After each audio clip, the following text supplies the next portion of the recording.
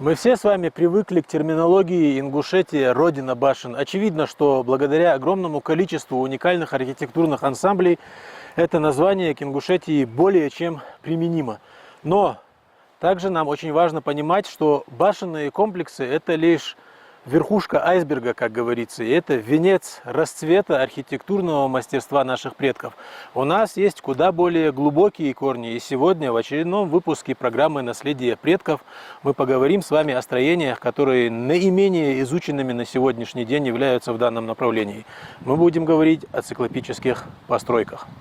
В Ингушетии такие объекты разбросаны по всему Галгаевскому ущелью, у селений Игикал, Карт, Дошхакли и других. Сейчас они похожи просто на груды камней, но для ученого это план города. Обратите внимание на эти вроде просто камни в земле. Это законсервированные тысячелетиями планы древних жилищ. И вот тут-то начинается самое интересное. Как мы знаем, в инфополе в последнее время, тем более после того, как ребята из наследия начали активно заниматься этим направлением, у нас активизировалась тема циклопические или мегалитические постройки, как их называют. И, как ты наверняка в курсе, эта тема очень мало изученная в масштабах как Ингушетии, так и всей России в принципе. Расскажи нам, какие наработки в этом направлении у нас есть, что вообще из себя эти сооружения представляют и как они представлены в Ингушетии? Представляют они из себя это большие глыбы камней, которые кладка которых, довольно-таки по нашим видениям была очень сложная. Это большие глыбы, некоторые глыбы из них достигают несколько тонн. Мы даже до сих пор думаем, как их в то время могли подгонять вот таким вот способом. Действительно, тема очень мало изучена. Мы знаем, что в советское время наш Макширип Мужухоев копал, циклопические постройки. И датировка, на которую мы сейчас опираемся, это датировку, которую сделал тот же Мужухоев. Это второе тысячелетие до нашей эры. Датировка была сделана с помощью куска керамики, которая была найдена в то время. Обратите внимание на кладку. Никакого раствора. Камни держатся только за счет своей тяжести и точной подгонки. Толщина этих стен достигает 1,5 метров. А вот археолог Марковин и Мужухоев нашли здесь керамику эпохи Средней бронзы. Это уже второе тысячелетие до нашей эры. То есть, когда в Египте строили пирамиды, здесь, в горах Ингушетии, уже кипела жизнь. Само название «циклопический» уходит корнями в Древнюю Грецию. Наверняка многие, кто изучал греческую мифологию, так или иначе слышали о таких огромных одноглазых великанах, которых звали циклопы. И, соответственно, огромные глыбы камней, без использования связующего раствора и держащиеся только за счет собственного веса, их могли обработать, по мнению людей, которые стали находить подобного рода остатки сооружений, только циклопы могли их обработать. В ингушском фольклоре, в ингушской мифологии, конечно же, свои великаны тоже имеют место быть. Их зовут Вампылыш. О них мы чуть подробнее сейчас с вами расскажем. Но в научном обиходе, знайте, если до сих пор не знали, циклопические постройки называют мегалитами, мегалитическими постройками.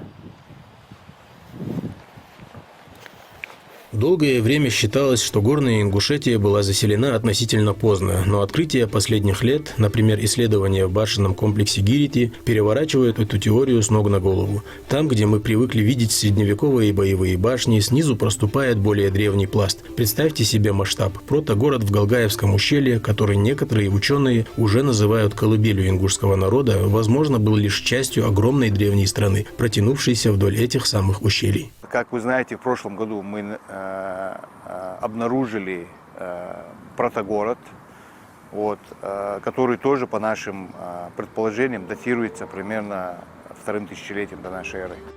Но почему мы только сейчас об этом говорим? Потому что это не тот золотой археологический слой, где сразу видны монеты и украшения. Это сложно. Это требует работы буквально на клеточном уровне. И именно здесь на сцену выходят те, кто вернул Ингушетии статус столицы каменного зодчества. На самом деле, действительно, это очень мало изученная тема.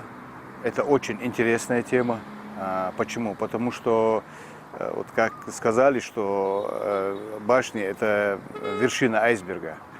С первых дней, как я начал уже активно работать в Ингушетии, именно в этом направлении, я буквально через малое время сказал, что наша история, которую мы видим на земле, это всего лишь, возможно, даже не 0,1%. Наша история фактически находится в земле. Ее надо раскапывать и определить, значит, где были конкретные поселения, как они развивались, как проходила эволюция этих построек, значит, нам помогут дать такую стартовую точку именно циклопические постройки. И я думаю, что это направление нужно развивать. Конечно же, для рядовых археологов эта тема не очень интересная, возможно. Почему? Потому что там невозможно найти столько много артефактов, например, как в склепах или в других местах, да? Но если брать масштабно работу, то в этом направлении, может быть, мы получим больше прогресса, чем, например, в тех же башнях или в тех же склепах. Мы можем углубиться на тысячелетия в изучении истории нашего народа. Как сохранить то, чему больше 3000 лет, и где проходит та невидимая грань между легендой и реальностью? Руководитель Джейрахско-Асинского заповедника помогает нам нанести эти объекты на карту культурного наследия. Я очень рад, что эта как раз тема поднялась. Ну, где-то 2 года назад наш музей-заповедник Джейрахско-Асинский начали проводить работу по фиксации вот этих циклопических построений. Это, если впадаться в историю, это самые древние поселения каменные, которые были как раз на земле. И то, что вот символично, что они находятся именно на территории Ингушетии. Потому что у нас идет эволюция, мы видим, как с циклопических жилые башни, полубоевые и боевые. Вот самое, как раз на нашей территории видно, как эта башенная культура эволюционировалась. Ну, по циклопическим еще то, что надо очень сильно уделять внимание к этой теме, потому что если будут даже проводиться археологические работы, здесь много мы узнаем. И какой быт был, и как это все развивалось. Много еще чего нам надо именно вот по циклопическим выяснить, установить. По разным, ну, ученые разные дают период, когда они были построены, но, естественно, даже по этим камням видно, что это до нашей эры построения. Давайте теперь соединим две эпохи. Циклопические постройки и знаменитые ингушские башни – это не враги, это дедушка и внук, если хотите. У них есть общее железное правило – прочность, но посмотрите на разницу. Первое – технология. В циклопических постройках использовали метод грубой силы. Нашел огромный валун, притер к другому – стоит. Мастер средневековья – это ювелир. Он обрабатывает камень, подгоняет блоки, использует известковый раствор для связки. Второе – функция. Циклопические жилища частично чуть ли не врытые в склон, защищающие от ветростроения. Башня – это вертикаль, стремление вверх, агрессивная оборона и доминирование в ландшафте. Сейчас музей-заповедник уже фактически, мы вот такой большой объем работы, очень тяжело его проводить, уже фактически уже 3-й год пошел, как мы начали эту работу. И после того, как начали изучать эту тему, то выясняется, что вот такие как раз построения, они у нас самая восточная сторона – это Тний, башня поселок, там выявлены циклопические построения. А самая западная сторона – это Мецхал и Гарак, и Фалхан, вот это как раз та территория. Вот оттуда, от Гарака до Ней у нас получается, что около каждого башенного комплекса находятся циклопические построения. Здесь мы видим, это между Эгикалом и Лейми, вот эти построения. Там внизу находится могильник, очень от бронзового периода. Там подземные, наземные и полуподземные склепы.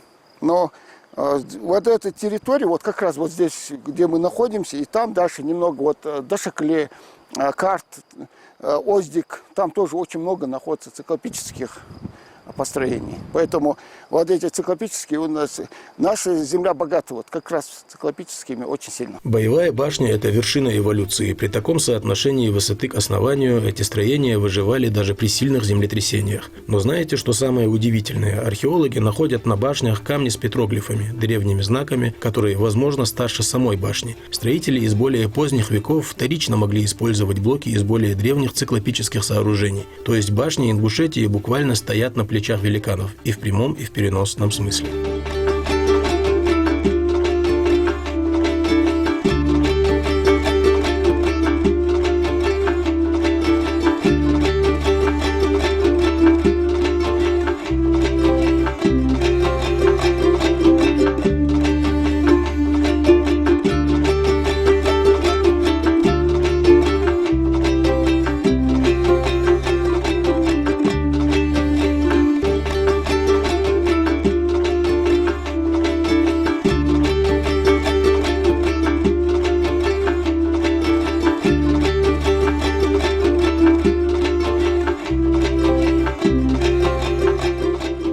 Но связь здесь глубже, чем просто использование старых камней как стройматериала. Дело в менталитете. Циклопические постройки заложили первый, самый главный закон кавказского зодчества – закон тотальной самодостаточности. Если ты строишь дом в ущелье, где зимой сходят лавины, а летом возможны внезапные набеги, ты не можешь позволить себе хлипких стен. Гигантские валуны циклопических кладок – это крик предков. Мы здесь навсегда и нас не сдвинуть. 1000 лет спустя строители башен просто взяли этот принцип на новый уровень и добавили к прочности высоту. Во время прогулки по башенным комплексам горной Ингушетии тебе плюс-минус понятно, где находилось какое строение, где жилая башня, где боевая, где склеп, а где святилище. Но вот в вопросах именно того, где находились циклопические постройки, какого вида они были, в какой степени сохранности они находились и находятся по сегодняшний день, это на сегодня получается, по крайней мере, самая сложная часть для последующей работы. Потому что последние исследования, которые здесь были, они были еще в советское время Яковлевым и нашим местным, получается, ученым Макшарипом Мужухоевым. Именно в этом направлении работы проводились. С тех пор планомерного изучения именно циклопических, мегалитических построек не было. Буквально недавно ребята из школы реставраторов-каменщиков наследия этим направлением занялись, и на сегодняшний день работа эта продвигается. И тем не менее, стоит учитывать то, что работа эта очень нудная и кропотливая, в отличие от обычных археологических изысканий, которые вы ведете на территории того или иного башенного комплекса. Здесь, где бы ты ни копнул, подобного рода находок, как ты в башнях можешь обнаружить, здесь не найдешь. В этом и есть рутина, в этом есть своя прелесть, конечно же, но определенного рода нудность, она присутствует. Поэтому, вероятнее всего, этим направлением долгое время не занимались. Хотя оно очень важно и оно очень нужное для нашей истории и для ее изучения.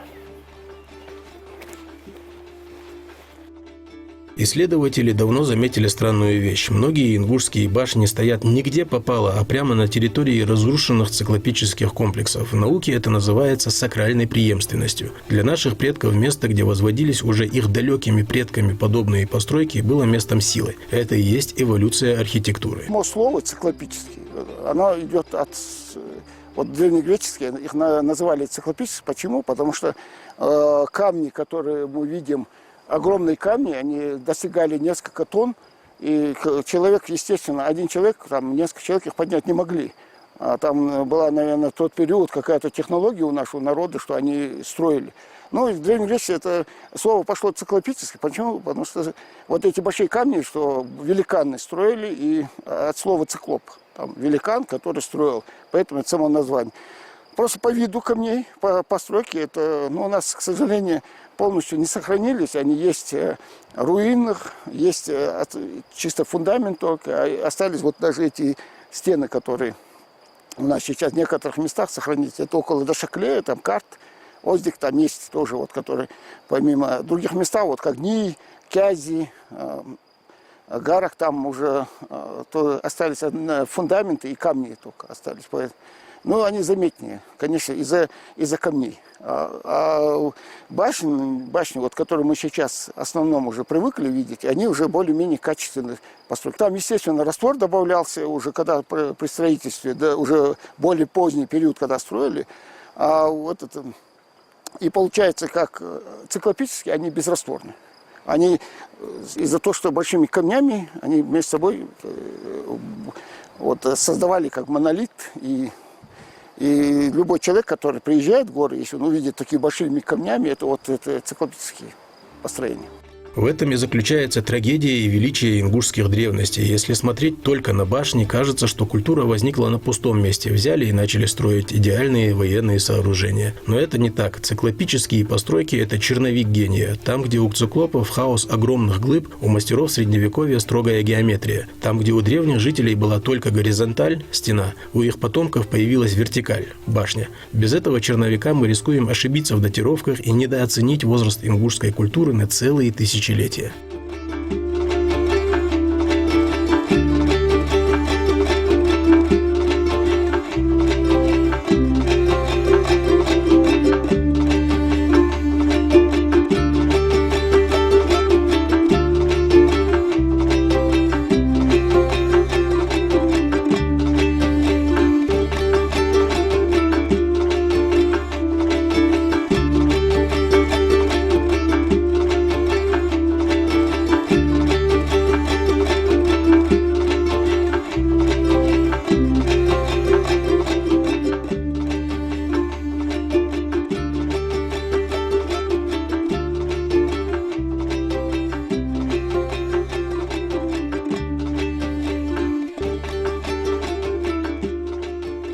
Поэтому, когда вы в следующий раз будете смотреть на знаменитые башни Таргима, Игикала или Дошхакли, мысленно уберите верхние 10 рядов кладки. Представьте, что под ними лежит нечто более древнее, грубое, но невероятно мощное. Именно там корни. У ингушских башен есть уникальная особенность. Они растут из земли медленно, как деревья. Нижние камни их фундаментов – это часто остатки тех самых циклопических стен. То есть буквально новый дом стоит на костях старого. Это не варварство, это высшая форма уважения к истории, которую только знало человечество. То, что Ингушетия, вот современная горная Ингушетия находится, она в центре Кавказа.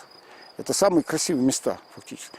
Уже по логически, если подумать, что это сразу понятно, что этот народ, который населяет эти земли, это первый, который пришел и сел на эти автохтонный народ. Потому что даже по месту обитания, вот, если посмотреть Таргинскую котловину, вот, и Игикал, там постоянно солнечная.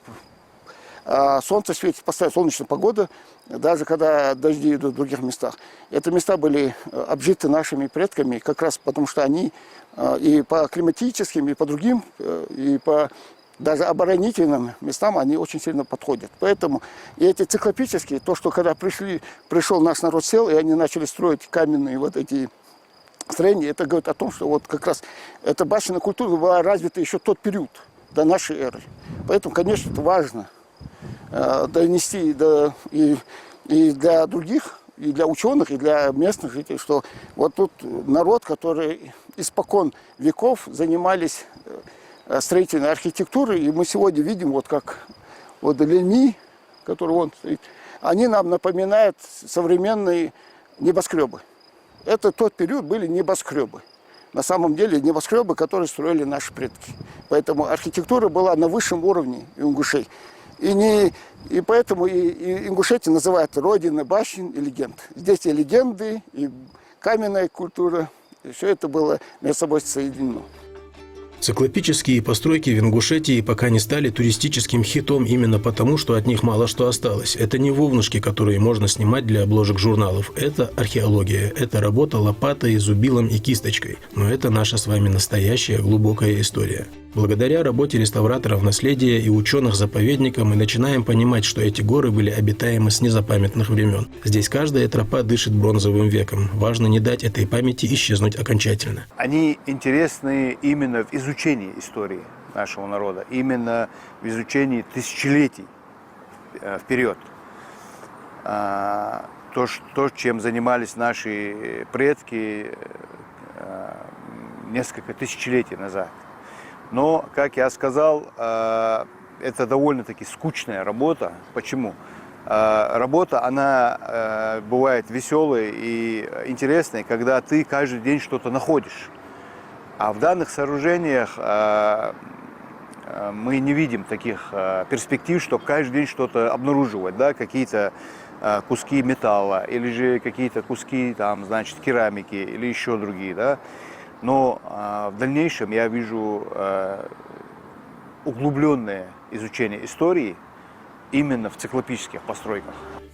Нас пугают циклопические постройки своими размерами, а восхищают своей древностью. Но самое главное, что вы должны вынести из этого путешествия – понимание того, что мы здесь не случайно. Наши предки жили здесь тысячи лет назад, и мы обязаны сохранить то, что они построили.